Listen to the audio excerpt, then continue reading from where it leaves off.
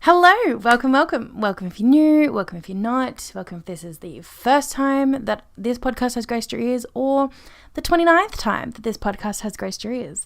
My name is Shannon and this is another episode of Try Not to Need Me, except plot twist, I'm actually filming this episode. I was going to say by popular demand, but that would be a flat out lie because nobody actually asked for this. But I mentioned it a while ago and a few people were like, I would find that so entertaining because I feel like you're so animated when you get like super worked up about things. That's very possibly true, and it's very possibly going to come across in the video version, which I will chuck on YouTube. But yeah, other than that, welcome to 2019. In talking to someone the other day, I realized I haven't actually filmed a podcast since December of last year, and it's now March. So the hiatus is over. Hopefully. Life's been crazy. Life's been a mess, but a good mess and an organized mess. Organized chaos, as I've always said. But all good things and all positive things. And yeah, I mean, I can't really complain. I've been traveling a lot. I went to Perth at the end of November. I think I mentioned that in my last episode. And then I went to Singapore for like 5 days in January, which was really fun. And then I went on a cruise for a weekend in February, which was really fun. And then I had my birthday, and then things have been really mental at work. So between all of those things and various social activities that I found myself doing, I have been out, and I've said this to people and they're all like, wow, well done. But I'm like, no, I have no idea where this came from. But I have been like out / drinking more times this year alone than I have the whole of last year, if not like the whole last 6 to 8 months. And it's only been a month, 2.5 months into 2019. So 2019 is off to a great start for me. Yeah, as I said, things have honestly just been crazy. That's been the main reason that I haven't recorded something. But as I've always said, I will tell you guys, as if there's a you guys to tell. I will tell my friends because they're the main people that listen to this podcast. I will make an official statement somewhere if I choose to stop doing this podcast.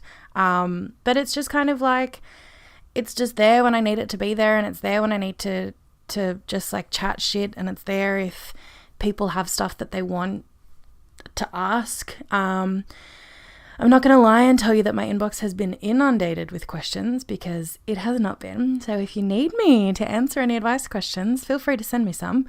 Both ways you can send me questions are linked in the description box of this video, this episode. And on every single episode, there's a link to where you can send me questions. So please do go do that. If there is anything pressing on your mind that you would just like a second opinion on. Episode 29, woo-hoo. My mum is born on the 29th of June. So good number. As I've said, I'm filming this episode. This is, no fancy backdrops, no fancy decor in the background, literally just a bunch of photos of my friends, concert tickets, and my bed, and a stool, and the microphone that I use, and making it as close to my face as I can so that the sound is still okay. But as I've mentioned so many times, this is not a professional setup. This is a backyard job. What do you say? A garage job, a bedroom job. I don't know. Like it's done in like the basement of my house. It's just my room, but you know what I mean. Anyway, you'll now get to see the physical amalgamation of my brain ticking and rambling about literally nothing. So look forward to that. But without any more rambling, let's get right on into the questions. And my computer is on the floor, hence me looking down to read things. And I'm very blind, so I'm probably going to do a bit of squinting. You are welcome. The first question is, been single forever, literally forever, not a virgin, but I am so lonely. What do I do? I didn't write this to myself, although I relate to it so strongly. I'm the same. I've always been single. I've never been in a relationship. I've never really dipped my toe too far into the dating world either. And for me, I think it comes from like total self-deprecation and like fear of rejection and like general unwillingness to have like my heart broken by someone, because I feel like people are just so awful. But that's just my cynical view on the world, and I know that it's not all bad things, and I know that there are some good guys out there. As a hetero woman myself, men are my preference. If you're lonely and you want to date, then I feel like you can dip your toes into the online dating world. If you're gonna download a dating app, I do prefer Bumble over Tinder, and I will like encourage you to use Bumble over Tinder. There's also Hinge if you're into guys, Grindr, but everyone knows what that's all about. If you're into girls, I think it's called Her. But then at the same time, you can like change your preferences on every dating app, except Grindr is specifically just for men, looking for men. I think if you want to find a significant other, or you just want to date, there are places and ways to get into that. I think there are dating apps, there are lots of like, there's a girl that I follow on Instagram who I'm friends with, who I've seen has been going to like speed dating nights. If you're like over a certain age, there'd be like dating nights for like 25 to 30 year olds, like 35 to 40 year olds or whatever. Or there's many other dating websites you can try. I guess frequenting like local spots, like your local cafe. If you're at uni, hanging around in like uni things and joining like clubs and societies is a really good way. Obviously, if there's people at your work who pique an interest as a friend or otherwise who are single, please don't get involved with married people who are, unless they're polyamorous, and then you do you. I think there are ways that you can kind of involve yourself in communities with people of similar interests, if that's what you want to do. But then there's always that like age-old saying of like, it'll happen when it happens, and you have to trust in like the plan of God or the universe or whoever you believe in, that when the person who's meant to be in your life forever will come into your life, that will happen when it needs to happen, and you can't always force that to happen. And I'm also a strong believer in that. I feel like when you're going out and looking for people, you're usually looking for them in the wrong places. But if you're kind of just like getting yourself out there in a very general sense, then I think there's loads of places that you can hang out and get into to figure out what it is that you are seeking in a person, and finding people that are going to make you feel less alone and less lonely.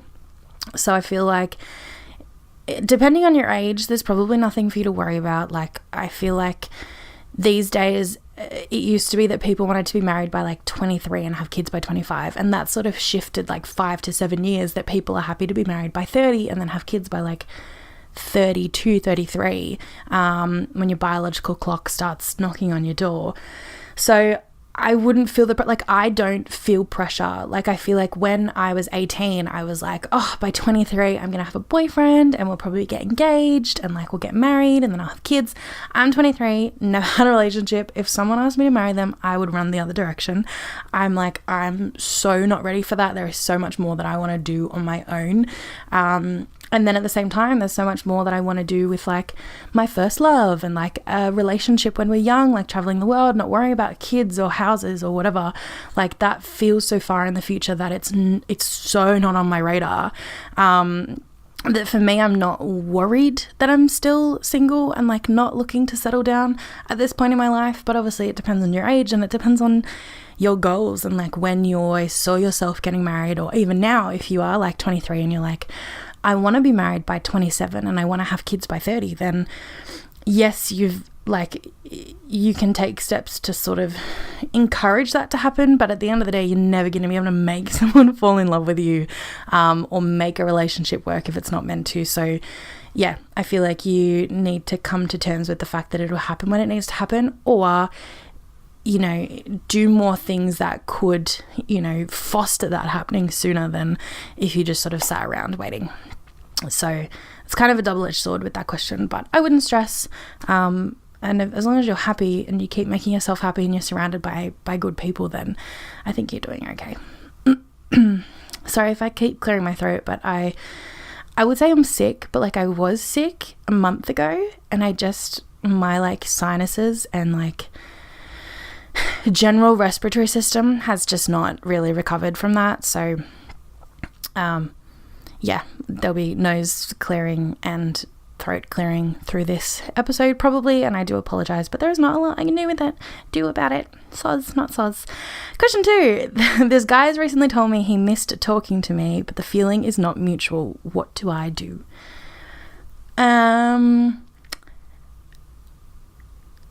I feel like these are the times where you have to be honest with yourself and then honest with another person.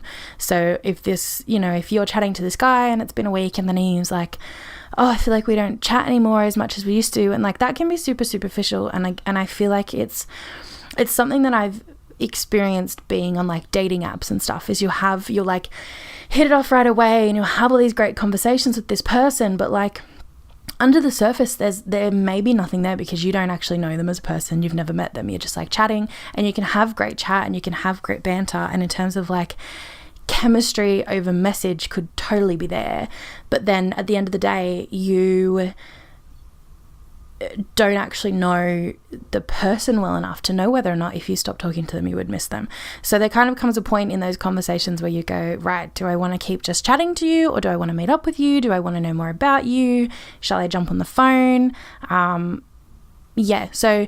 And then I think if someone comes to you and says they miss talking to you, you can kind of play that one of two ways depending on what you want to get out of this like relationship that you're forming with this person. Do you want to continue that? If so, you could just say like, oh, I know we haven't spoken in ages. Look, I'd really like to hang out with you and get to know you properly in person.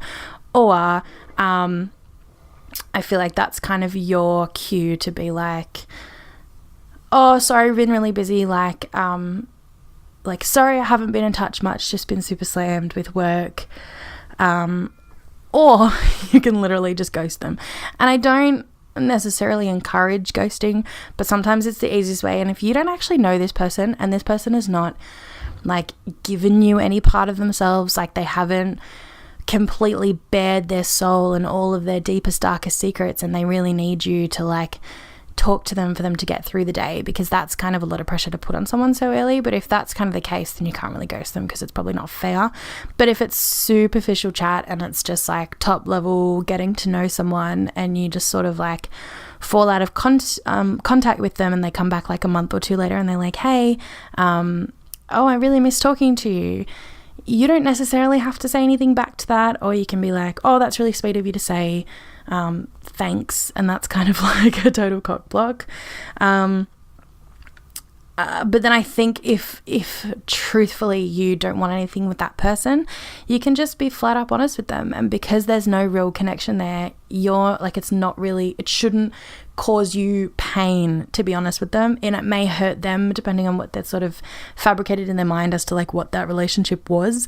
But I think you can kind of say, oh, really sorry, I've been so busy. Look, to be perfectly honest with you, I don't really see this going anywhere. I wish you the best. Have a good life. In a super nice way. But that's probably like the easiest way to like get out of whatever they thought was going down between you two. But honesty is always key, and communication is always key. And if you want to be respectful, then you kind of, it's not that you owe them anything, but if you want to play the respectful card, then it's always good to let them know what you're thinking. So yeah, that's my piece on that. Third question, if you were only allowed to eat one thing for the rest of your life, what would it be and why? No fluffing around, give it to me straight. Bloody hell. One thing for the rest of your life. Can it be like a whole cuisine? Because then I would probably say sushi, because I love sushi and I love dumplings equally, but sushi can be like a lighter meal, but then can also be a heavy meal, like depending on how much you want to commit to it. Whereas dumplings, I like always leave feeling like, oh my god, I ate so much food because I love them so much. So let's go sushi, because I feel like it also wouldn't amount in me weighing like 84 kilos more than I do now. because you can sort of like black rice and raw fish and lots of veg and stuff like that. So let's go with sushi. I'm committing to it. All I'm eating is sushi for the rest of my life. And I think I'll be okay with that, to be perfectly honest with you. I answered that pretty quickly. You should be very impressed. And the last question is, how do you adult? I don't think you're asking the right person, but then at the same time, oh yeah, this is going to be a spiel and a half. So I've always had this theory of like, you're an adult when you no longer have to rely on your parents for anything. This is my theory, but there are some people who end up having to succumb to that at a very early age, but then I feel like they act as an adult. Like people who move out of home as soon as they finish school for whatever reason and live on their own and work and study, or just, you know, working full time, working to make them a living and living their life and living out of home, and they don't depend on their parents for anything other than possibly emotional support. That's kind of when I classify someone being an adult, because it's when you no longer have an adult to fall back on for anything. So me, I'm like, there are a lot of elements, in my life where I would classify myself an adult. Like I have a full-time job where I commute to the city every day, and I have a car loan, and I have, you know, I'm paying off my study loan, and I'm thinking towards, you know, buying property in the future, and I have credit cards that I pay off, and I do pay board to live in my mum's house. But then the the bottom line of that is like, I still live at home. So I can rely on my mum for anything if I needed to. And obviously that is emotional support. And then there are parts of that, including like, you know, fostering the family to have dinner cooked every night of the week, and I only have to contribute to that once. And, you know, she'll buy stuff for lunches for the week that we'll both share, but she's buying that. I'm not buying that with my own money. So, and I know I'm very lucky for this, but there's like, but then every other part of my life, I feel like I have to be an adult. And obviously I'm 23, so to a point, I should stop not expecting, because I don't expect from my mother, but I know that she is providing regardless of whatever's going on. So I feel like you become an adult when you no longer need adults in your life to do things for you. So in saying that, there's also this weird transitional phase that I feel I'm in at the moment, where kind of 90% of my life would be classified like adult living, barring my living situation, because I live at home. And that's purely so that I can save money to travel while I'm young, and so that eventually I can save money to move out when that's the time. That's a completely financial decision for me. I would like to live either like with a friend or a roommate or alone. You know, I don't really want to be living at home for any other reason that it's really far away from where I work. And, you know, I feel like I'm growing up and I want my own space, and I have independence and I have freedom. Like my mum doesn't say I can and can't do things, because she has no say in that. You know, I earn my own living. I'm paying to live in the house. I do contribute to the household. So it's not like she really has any reason to say I can and can't do something. But then there's obviously things that I don't do for the respect of the fact that I live in my mother's house. Say if that was like, I don't know, having a boy over, I would never invite a boy or a male, to my house for any reason, because it's not my house. I just live in it. And then I wouldn't go and like paint the lounge room without asking my mum, because it's, you know, my mum's house, not mine. So, you know, there's parts of it where I'm an adult, but I'm not an adult because I still live at home. But that's kind of the only reason that I wouldn't be classified an adult. But in terms of like the rest of life, where everyone around me is growing up and moving out, or they're working full time in like totally different jobs to me, or they've got partners who they're now, you know, spending lots of time with, or they move overseas, or they move far away, or they've gone back to uni, or they've stopped uni, or they're still at uni. Like everyone is at a different stage. So adult friendships become this sort of like weird dynamic where you still kind of expect the same level of like servicing as a friend that you did 3 years ago, or even last year or the year before, whereas you cannot expect that of them if you don't feel like they should expect that of you. And I think this is an interesting one, and it comes a lot down to like expecting the same thing from your friends that you feel they're expecting of you. So most of my friends, I will make the time to see because they make the time to see me. And it's like this mutual, like, I'll message first, they'll message first, without it being spoken and an agreement. You sort of feel the vibes of that friendship and you know how to react.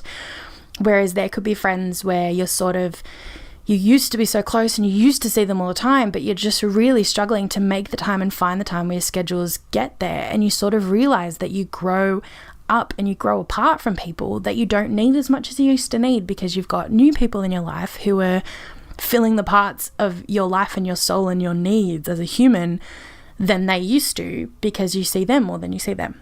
You see the like new people more than you see them. I don't know if that makes any sense, but in my head it does. So I think the whole concept of adulting is like, but I talk to people at work, and I'm the third youngest person in my office, barring like a girl who's like a couple months younger than me, and then one of our intern who is like 2 years younger than me. But I'm still very, like, everyone in the office is sort of like late 20s to I think like the older people in my office would be in like their 40s. So they're still not like old. I don't think the people in my office are old. But for the most part, they're kind of like, I see them as adults. And then it sort of becomes this weird, like, you kind of ask them, you're like, oh, how do you adult? And they're like, no one actually knows how to adult, nor does anybody ever consider themselves an adult until they need to be. And I think there are times in life where you need to be an adult. If you have kids, you then become the adult, and there's just like no questioning the fact that you have to then fill that position of being the adult in the situation, because you have to be. Whereas if they choose not to have kids, then it's hard to sort of distinguish that line of like, I am an adult, but I don't have kids, but I know that I'm an adult XYZ. Here are these reasons. This is my thought. So in terms of how to adult, nobody knows the answer. I think you just have to keep navigating life and learning from your experiences and talking to people who are older than you to ask them for their advice. Sorry, just had to have a quick water break. What I was saying was,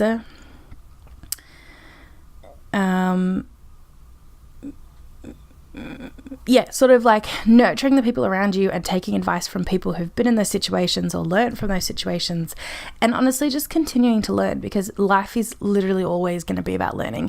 You are never going to know everything. You are going to die without every piece of knowledge in the world in your head, because there is too much to learn and to know that nobody is ever going to know all of that in one lifetime. So I think adulting comes from learning from your mistakes, making better decisions going forward, and constantly backing yourself and knowing that you are doing the best that you can do in this situation and at that time in your life.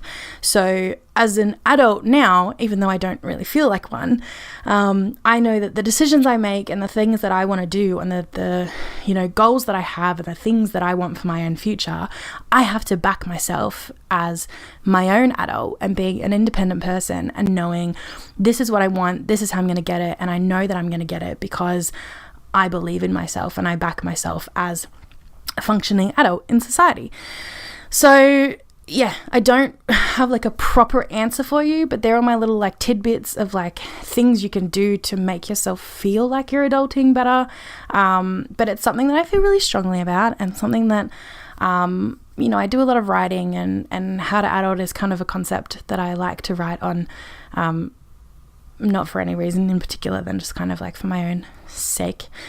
But also something that's like super close to the demographic of people that we have at work, that my company deals with in my day-to-day job, is like being in that phase of learning how to adult and do things for yourself for the first time.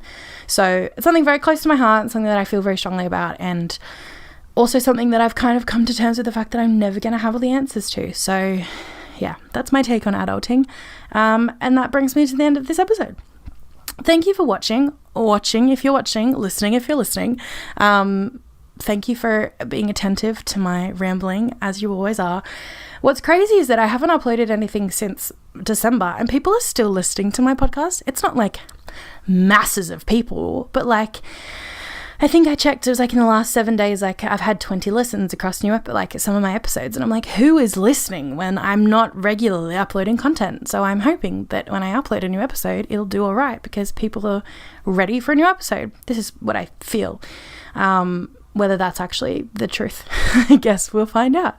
But thank you as always for listening, and please do send me questions, concerns, topics, literally any. It doesn't even have to be something you want advice on at this point. It can literally just be something you think would be interesting for me to talk about, because you find people talking about it interesting, or because you want to know my personal opinion on it, or whatever the reason may be. Send me anything to any of the ways that you can send me things to talk about on my podcast.